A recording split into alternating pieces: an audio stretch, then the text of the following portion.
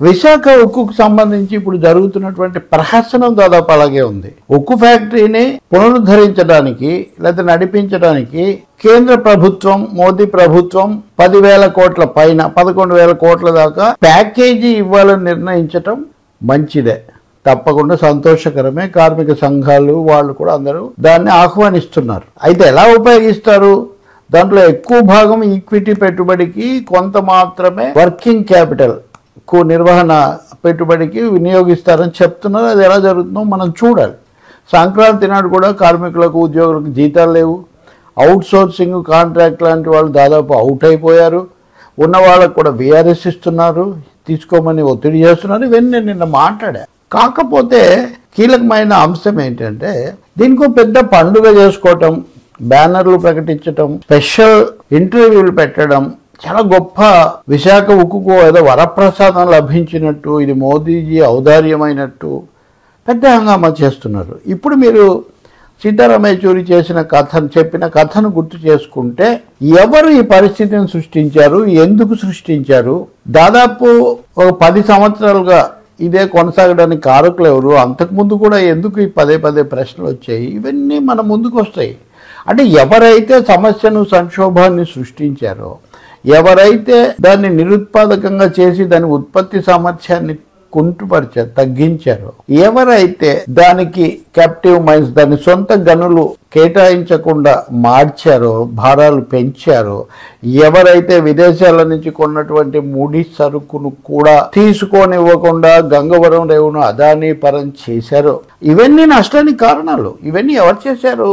కేంద్ర ప్రభుత్వమే. గతంలో ఉన్నదాన్ని మోదీ ప్రభుత్వం ఇంకా తీవ్రం చేసింది. అసలు వాళ్ళ అధికారిక విధానమే డిజిన్వెస్ట్మెంట్ పాలసీ. దానికి ఒక కోటాలు కూడా నిర్ణయించుకున్నారు. 2 లక్షల కోట్లు తేవాలి, ఇంత తేవాలి, అంత తేవాలి. నా లెక్కలు కావాలని నేను ఇంకోసారి చెప్తా. విశాఖ ఉక్కుకు సంబంధించి ఎప్పుడెప్పుడు ఆ భూములు కొట్టేద్దాము, ఎప్పుడెప్పుడు దాంట్లో ప్రైవేట్ భాగస్వాములను ప్రవేశపెడదామని ఆరాటపడింది, పథకాలు వేసింది కేంద్రమే కదా. ప్రైవేటీకరణ ఆలోచన ఉందేనే కదా 2 నెలల కిందట కూడా పార్లమెంట్లో చెప్పారు. మరి అటువంటిప్పుడు ఇప్పుడు ఏదో ఇది కూడా ప్యాకేజీ అంటున్నారు, కానీ ప్రైవేటీకరణ నిలిపేశామనేమే ప్రకటన చెయ్యలేదు. అధికారికంగా విధానంలో మార్పు లేదు. నేను ఈ మాట ఎందుకు అంటున్నానంటే ప్రైవేటీకరణ ప్రసక్తి లేదని కుమారస్వామి సంబంధిత మంత్రి చెప్పడానికి గొప్పగా చెప్తున్నారు. కుమారస్వామి మౌఖికంగా చెప్పడం ఉపయోగమే ఉంది. మోదీజీ దీని మీద ట్వీట్ చేసినప్పుడు దాంట్లో ఏమైనా విషయం చెప్పారా? ఆ విధానం మార్చుకున్నామన్నారా? Vizag steel RINL something special ఏముంది? పబ్లిక్ సెక్టార్ పట్ల మీ వైఖరి మారినంత వరకు విశాఖ ఉక్కు ఒక్కటే ఎందుకు మారుతుంది?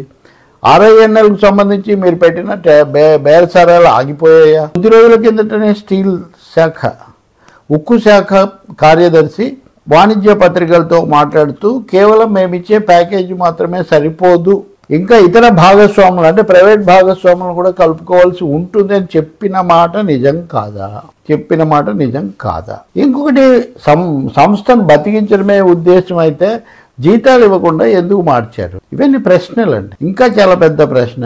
ఇప్పుడు టీడీపీ వాళ్ళు మేము ఘనంగా తెచ్చాము, పవన్ కళ్యాణ్ మాట నిలబెట్టుకున్నారు, జగన్మోహన్ రెడ్డి అయితే నా వల్లే వచ్చింది అని ఇవన్నీ చాలా హడావుడి చేస్తున్నారు. కానీ ఇవన్నీ నిజమైతే ప్రధానమంత్రి మోదీ ఇంత కీలకమైన ప్రకటన తను విశాఖపట్నంలో ఉన్నప్పుడు ఎందుకు చేయలేదు? హోంమంత్రి అమిత్ షా ఎందుకు చేయలేదు? చివరిది వాళ్ళు ఎన్ని ప్రయత్నాలు చేశారు? కార్మికులు, రాజకీయ పక్షాల ఉద్యమం వల్ల కదా వాళ్ళు వెనక్కు తగ్గారు. ఏనాడైనా మీరు బీజేపీకి, మోదీకి దీన్ని ఒక షరతుగా పెట్టిన ఉదాహరణలు, దాఖలాలు ఉన్నాయా? లేవే. మొన్న కూడా మీరు ArcelorMittal గురించి అడిగి వచ్చారు కదా, క్యాప్టివ్ మైన్స్ ఇవ్వండి అని. అది మీరు వైజాగ్ స్టీల్కి అడిగారా? లేదే. ఇప్పుడున్నాయి, అవన్నీ ఏం లేవు. ప్యాకేజీలు అప్పుడు ప్రత్యేక హోదా బదులు ప్రత్యేక ప్యాకేజీ అన్నారు. అదేమీ ఇప్పటికీ అది రాలేదు, ఇది రాలేదు. హల్లి సున్నకు సున్నా. ఇప్పుడు విశాఖ ఉక్కు కూడా సమస్య కూడా అంతే. ఈ ప్యాకేజీ సొల్యూషన్స్ కాదండి, పాలసీ చేంజెస్ కావాలి. అప్పుడే ఈ ప్యాకేజీ అనేది ఏ విధంగా చివరకు మిథ్యగా మారిందో ఇప్పుడు కూడా అంతే అవుతుంది. 35,000 కోట్లు అప్పే చూపిస్తున్నారు. మీరు 10,000 అందరూ 3వ వంతు మటుకు ఇచ్చి బ్యాంకులో రుణాలు ఇస్తాయనేమి లేదు. ఇంకా చాలా జరగాలి. అన్నిటికంటే ముఖ్యంగా క్యాప్టివ్ మైన్స్ కావాలి. 3 ఫర్నేస్లు పూర్తి సామర్థ్యంతో పనిచేసే పరిస్థితి కల్పించాలి. దీన్ని సెయిల్లో విలీనం చేస్తామన్నారు steel authority of India limited. ఎందుకు చేయలేదు? అంతకంటే ఇంకా లక్షణమైన మార్గం ఏముంటుంది? ఎందుకు మీరు చేయడం లేదు? మీరు నిజంగా దాన్ని బతికించడమే లక్ష్యం అయితే చేయలేదు, ఎందుకు వెనక్కిపోయింది? చాలా ప్రశ్నలు ఇక్కడ ముందుకు వస్తాయి. సంస్థను నడపడమే మీ ఉద్దేశం అయితే ఇప్పటికే తక్కువగా ఉన్న సిబ్బందిని విఆర్ఎస్ తీసుకోమని ఎందుకు అడుగుతున్నారు?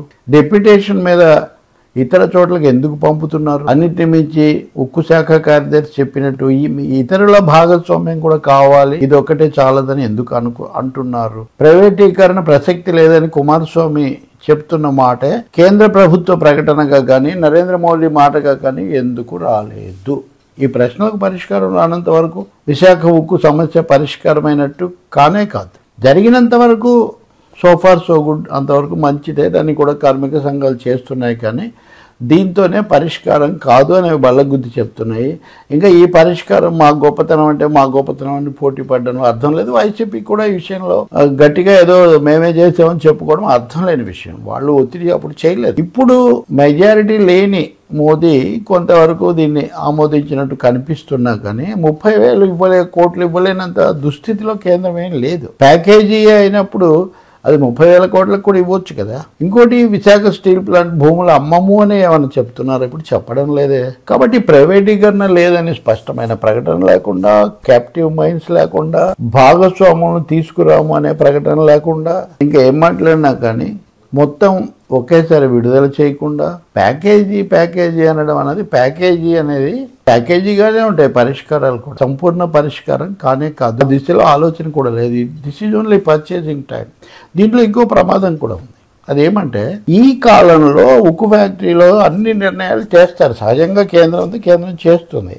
కానీ మేము దాన్ని బతికిస్తున్నాము, దీన్ని మెరుగుపరచడానికి ప్రయత్నిస్తున్నాం అనే పేరుతో వాళ్ళు హానికరమైన నిర్ణయాలు కూడా తీసుకోవచ్చు. ప్రైవేట్ భాగస్వాములను ఆహ్వానించవచ్చు, కొన్నిటిని అమ్మకానికి పెట్టవచ్చు. కాబట్టి పునరుద్ధరణతో పాటు అసలుకే ఎసరు పెట్టే చర్యలకు కూడా చాలా అవకాశం ఉంటుంది. ఇది చాప కింద నీరులాగా జరిగిపోతుంది. 2-3 ఏళ్ళు అయిన తర్వాత దీని పని అయిపోయింది, ఇంకా లాభం లేదు అని చెప్పొచ్చు. హైదరాబాద్ లో IDPL తో సహా అసలు హైదరాబాద్ ఒకప్పుడు ప్రభుత్వ రంగ సంస్థలు ఎన్ని ఉండేవి, ఇప్పుడు ఏమీ అయిపోయింది. ఇప్పుడు అలాగే ప్రైవేట్ వాళ్ళు కొన్న విశాఖలో కూడా ఉన్నాయి. కాబట్టి విశాఖ ఉక్కు నిజంగా కాపాడాలంటే సంపూర్ణమైన, స్పష్టమైన, సమగ్రమైన ప్రకటన చేయాలి, చర్యలు తీసుకోవాలి. అవి ఏమి చేయకుండా ఏదో ప్యాకేజీ ఒకటి ప్రకటించేసి అబ్బో దీనికే చాలా, ఇప్పుడు ఆ ప్రకటించినందుకు అమిత్ షాకు సన్మానం చేస్తారట మిత్రపక్షాల నాయకులు. హాస్యాస్పదం కదా.